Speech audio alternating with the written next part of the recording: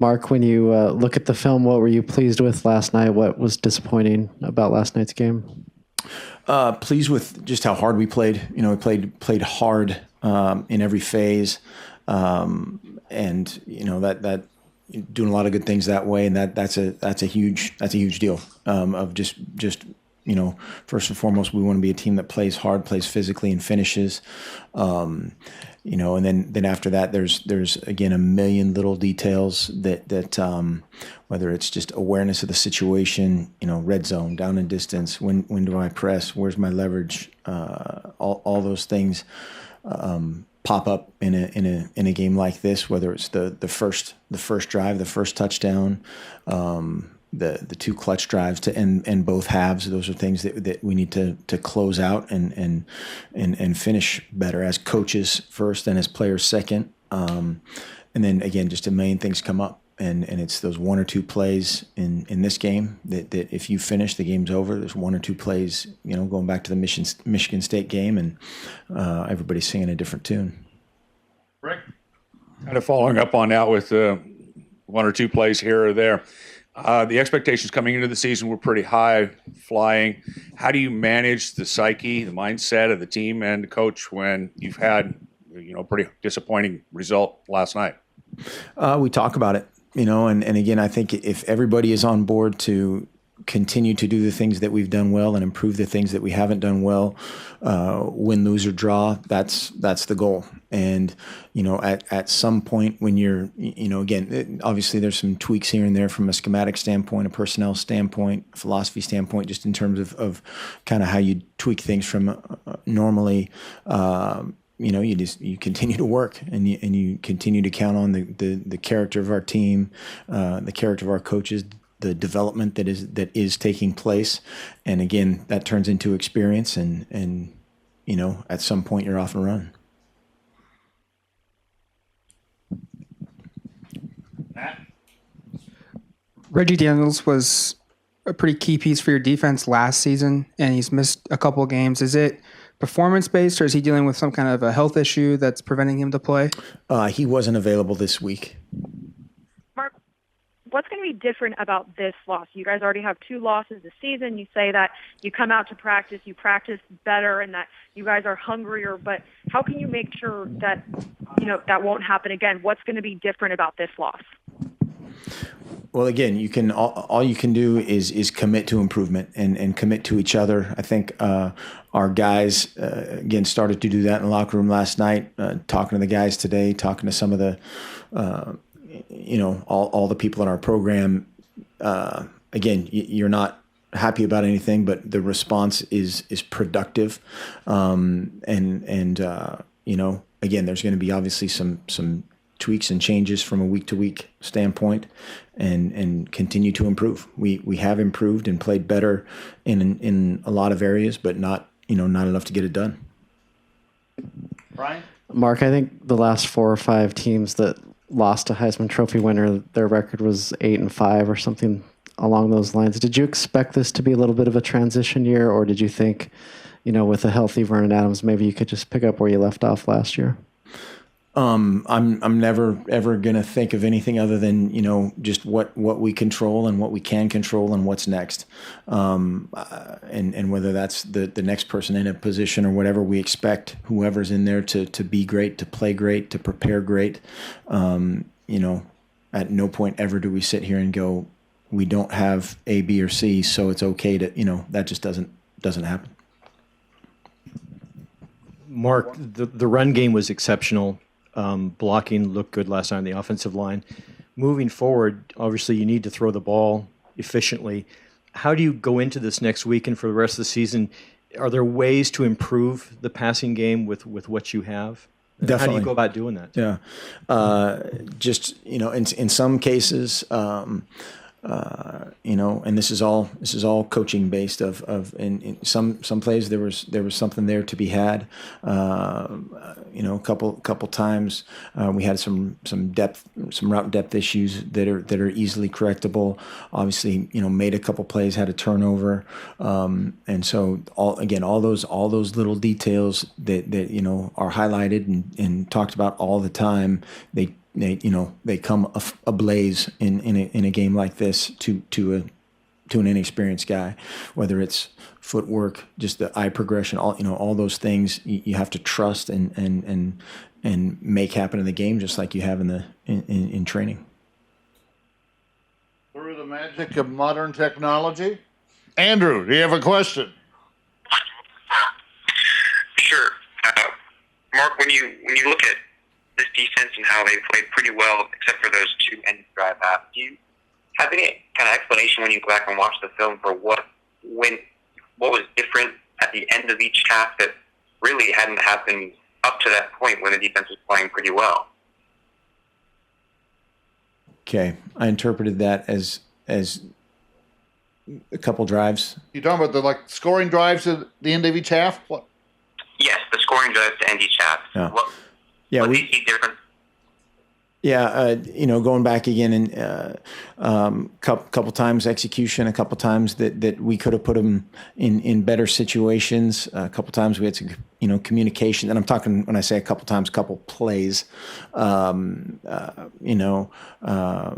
couple times they make a great throw and catch. We create pressure and try to put them in a hole, and I call the timeout to keep that as an option to get the ball back. Clock would have run out on that, and so that's all. You bunch all that up together and you work on each facet of those things individually. Back to Rick.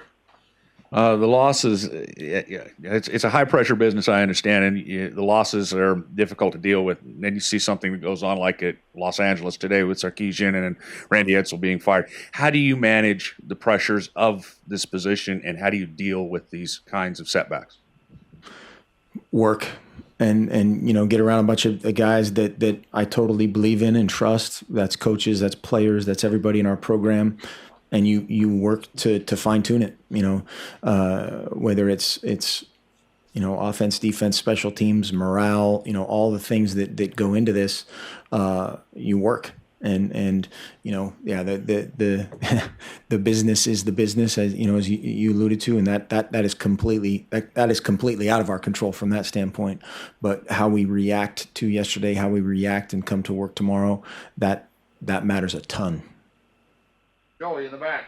After watching the film of Charles on defense, what was your assessment of him back there? He did some really good things and did some things that he'll improve.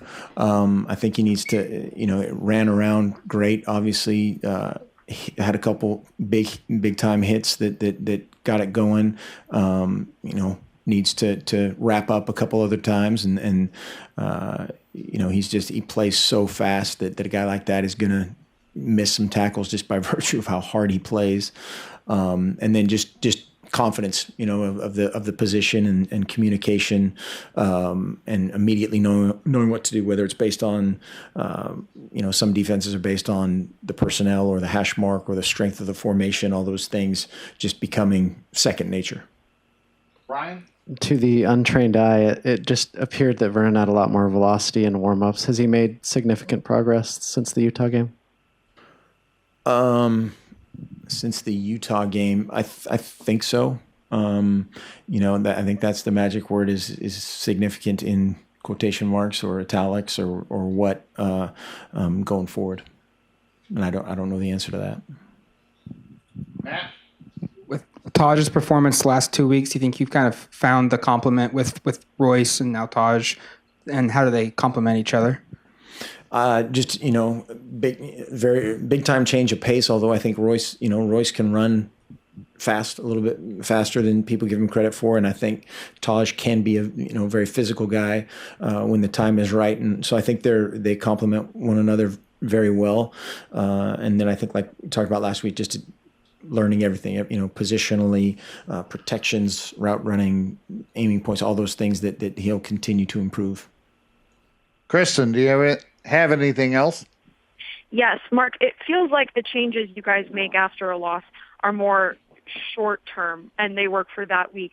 But what's it going to take for you guys to be able to sustain a winning streak and get 2 wins in a row? One win. win, and I don't understand. I don't understand your question on the first part of the short term. Oh, sorry. I just, it's been that pattern of win, loss, win, loss, win, loss. And it feels like the changes that you're able to make work for that week. And then it's, a mentality or something drops off to where you guys kind of take a bit of a step back. So I'm asking, what's it going to take to kind of be able to keep that mentality for the rest of the season?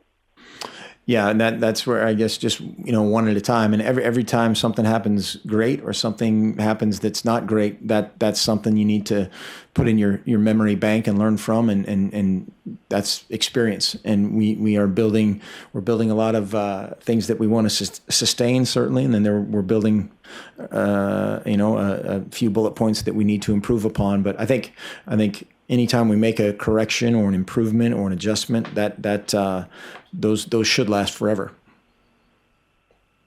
Andrew Greif, you have anything else? No, I'm good. Thank you very much. Thanks. Matt? You kind of brought up experience in the secondary. I don't think with Cisse and now Reggie being unavailable, I don't think you have anyone in the program that's been on defense for 3 years or longer. How much does that impact the way guys just react or know what they're supposed to do during games? Is that a big factor at all? Well, it's certainly a factor, and that's one of those things. Great teams have talent, experience, and depth, and you can't manufacture any of those things. It's nobody wants to hear about time, and those are excuses, and that's totally understandable.